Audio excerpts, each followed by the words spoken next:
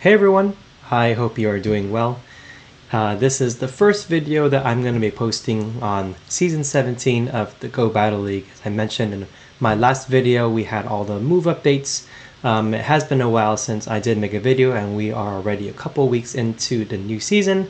But here I am showcasing some battles here in the Retro Cup, which is actually currently still going.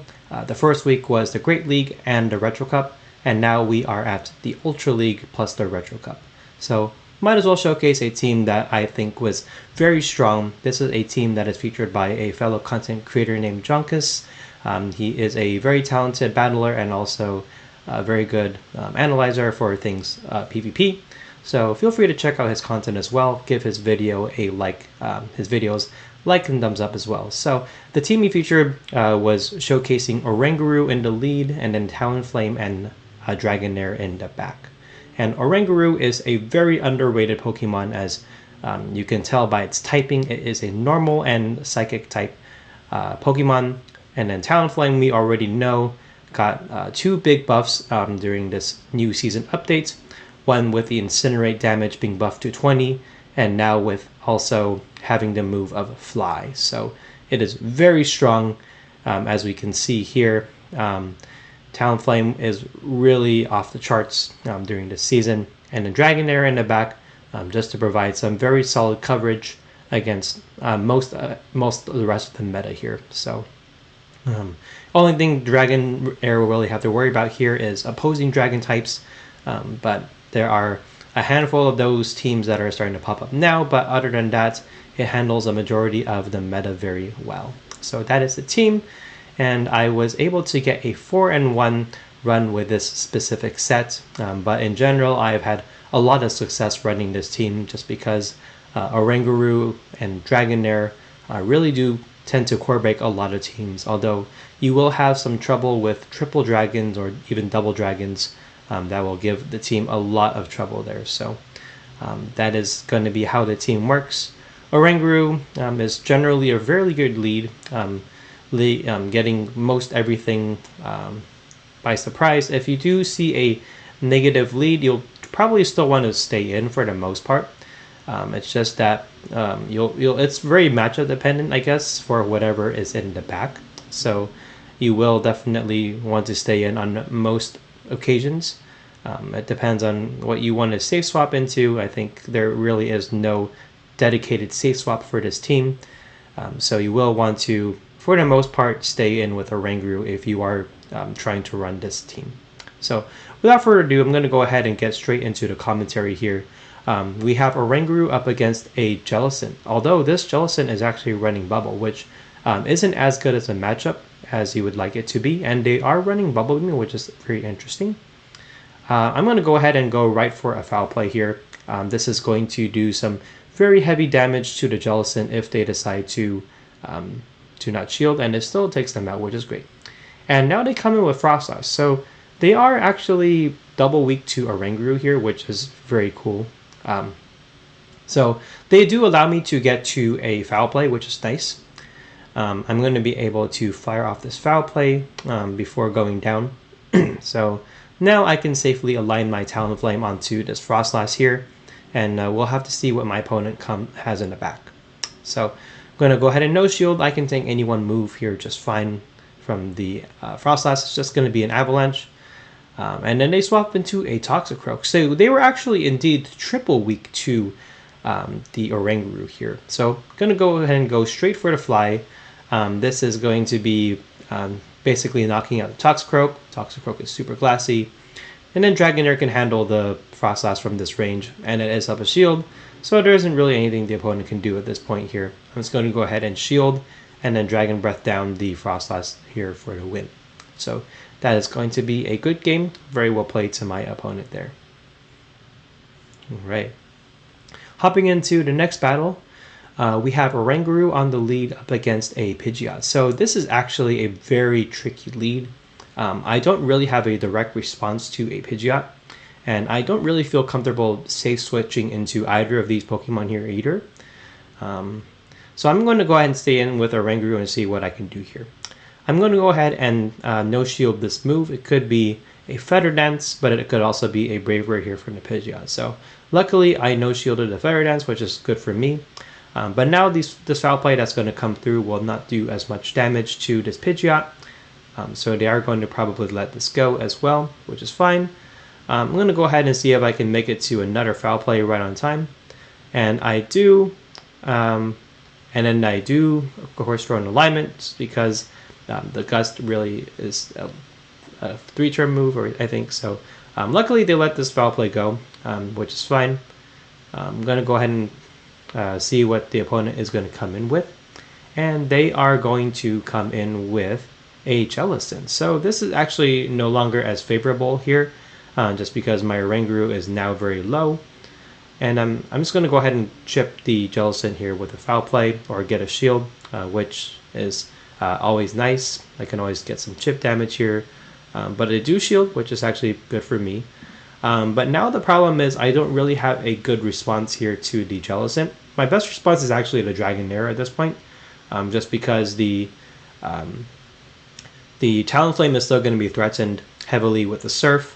The Dragonair will have to shield the Shadow Ball, so I can definitely chip with neutral Dragon Breaths, but the Aqua Tail and the Body Slam on the Dragonair are both going to be resisted on the Jellicent. So I do have to tank a Shadow Ball, but luckily for me, my opponent does make a swap into an Abomasnow, which is nice. So now all I need to do is farm up a lot of energy here with my Talonflame, and then I can threaten the Jellicent with a bunch of flies. So I'm going to go ahead and no-shield this.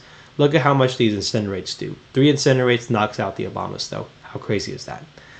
So basically, I'm just going to go ahead and go for the Flame Charge first, and then I'll see what my opponent can do here. So I'm going to go ahead and get the Flame Charge going here to boost up my attack and get a shield, which is nice. All I need to do is just now make it to a fly, which I'm able to do, and this is going to be more than enough from this range to knock out the Jellicent. So that's going to be a great game.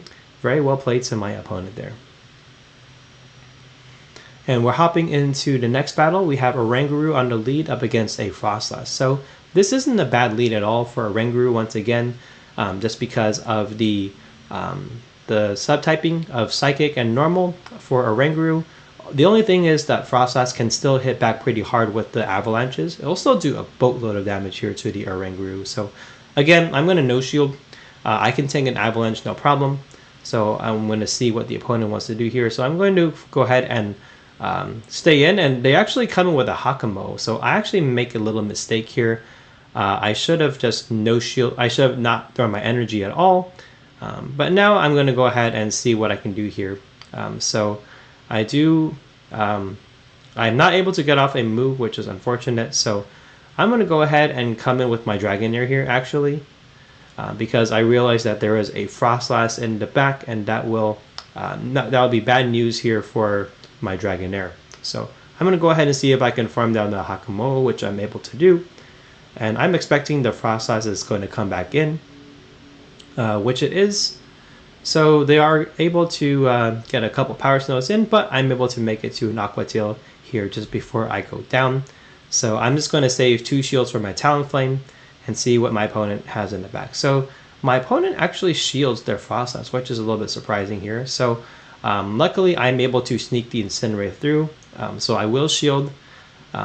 This is going to do a lot of damage here, the one Incinerate that went through. But they actually do swap into another dragon, which is Dragonair. So this is actually going to get a little bit tricky. So what I'm going to do here is I have to shield an Aqua Tail. So I'm going to fire off a Flame Charge as soon as I shield the Aqua Tail. So now I'm going to fire off a Flame Charge right away. This is either going to be doing some very nice damage and start boosting my attack, or grab a shield. So the opponent no shields, which is actually not that good. And unfortunately here I do have to fire off the Flame Charge right away, because the Dragonair is actually very, very close to a move. So unfortunately I am going to be losing this game just because the Dragonair is right around at a move now, and then my own Dragonair is a little bit too low to handle the opposing Dragonair and the Frostlass. So unfortunately this game is going to be a loss for me, but that's okay. Good game to my opponent nonetheless. Hopping into the next battle here, we have Oranguru up against a Lantern. So this is another neutral matchup here, but it does favor the Lantern a little bit. Even though my Oranguru does have access to Trailblaze, my opponent can shield, and my opponent actually throws on alignment here, giving me a free confusion, which is always nice. So I'm going to go ahead and no shield the Surf, and then I'm going to fire off a Trailblaze as soon as I get it, and see what my opponent wants to do here. So Trailblaze might get a shield, but more importantly, it will boost up my confusion damage. So my opponent does no shield. So what I'm going to do here is I am going to now shield my Oranguru, because I don't think I'm able to survive this next Surf. In theory, I probably could have also no shielded too, but that's okay. I'm going to shield my Oranguru here, and then see what my opponent wants to bring in. So now they're bringing a Gliscor, so this is going to be interesting. I'm going to go ahead and fire off a Foul Play right here after throwing 2 confusions. So I'm going to see what my opponent wants to do. They do decide to shield, which is fine. And then they do throw here, so this is okay as well. I'm just going to go ahead and let this go. It is the Aerial Ace. So now I decide to come in with Talonflame, which is probably... I could have come in with Dragonair too, but that's okay. My opponent once again throws on alignment, giving me a free Incinerate. You'd love to see it. So I can take any one move here from this Gliscor. So that's fine. I'm going to go ahead and farm up a little bit, just throw 1 Incinerate, and then I'm going to fire off a Flame Charge, see what my opponent has in the back. So Flame Charge is going to be grabbing a shield, which is nice. Something is telling me that they might not want to see a Talonflame in the back either, so I will commit a shield here and see what my opponent wants to do. So the Gliscor fires another Aerial Ace, and I'm going to be able to Incinerate the Gliscor down. And my opponent has a Cofagrigus, so all I need to do here is reach 2 flies. I can still survive the upcoming Shadow Claws that the Cofagrigus is going to throw. I still have a little bit of health left, so 2 flies is going to come straight in here, and that is going to be more than enough to take out the Cofagrigus, and that will take the game. So that's a good game, very well played to my opponent. Alright, so that was the team, my friends. Thank you guys so much for taking the time to watch this video. Very fun team. Definitely takes a little bit of getting used to, especially if you're using the Oranguru for the first time. It is a Pokemon that is a little bit unwieldy to use. It's a little bit slow, but if you can line it right, then you will definitely get some good wins with this Mon, and also with this team as well. So thank you guys so much for watching. If you guys enjoyed this video, please feel free to give this video a like and subscribe. Any support will really help the channel grow. And if you guys want to stay updated with more content that I will be putting out in the future, please feel free to also hit that notification bell too, so that you'll be up to date with whatever videos I will have coming up next.